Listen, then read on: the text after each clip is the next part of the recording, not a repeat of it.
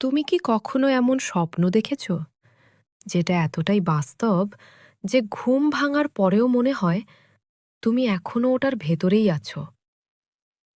আজকের গল্পটা একটা ছেলের, যে বুঝতেই পারেনি সে জেগে আছে নাকি এখনো স্বপ্ন দেখ।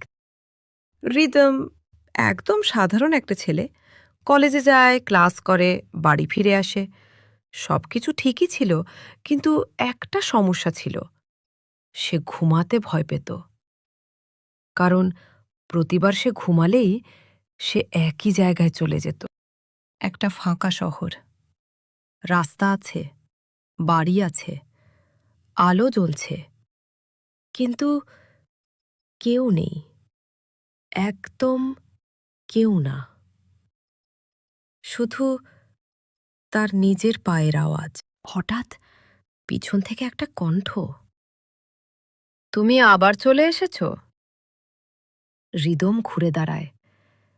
একটা মেয়ে, চোখে অদ্ভুত শান্তি। তুমি কে? মেয়েটা শুধু হাসে। সময় শেষ হয়ে আসছে। পরের দিন হৃদম বুঝতে পারে কিছু একটা ঠিক নেই। ফোনে পুরনো মেসেজ নেই, বন্ধুরা আগের দিনের কথা ভুলে গেছে। ঘড়ির সময় নিজে নিজে বদলে যাচ্ছে। 10টা 15, হঠাৎ 8টা 30। সে আয়নায় তাকায়। 1 সেকেন্ডের জন্য তার নিজের মুখটাই অন্যরকম লাগে। রিদম ছুটে যায় ডাক্তার ঈশানের কাছে। তুমি স্বপ্ন আর বাস্তবের মাঝখানে আটকে গেছ। রিদম ভয় পেয়ে যায়। আমি কি পাগল হয়ে যাচ্ছি? না, তুমি নিজের মনের ভেতরে ঢুকে যাচ্ছ। এইবার রিদম নিজেই ঘুমায়। সে আবার সেই শহরে যায়, কিন্তু এইবার সবকিছু ভাঙা, অন্ধকার।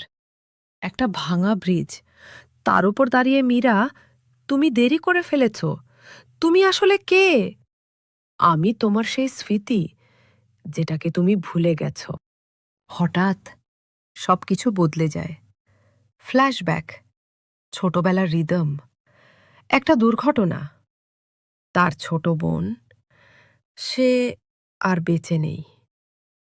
রিদম সেই কষ্টটা সহ্য করতে পারেনি, তাই সে সব ভুলে গিয়েছিল।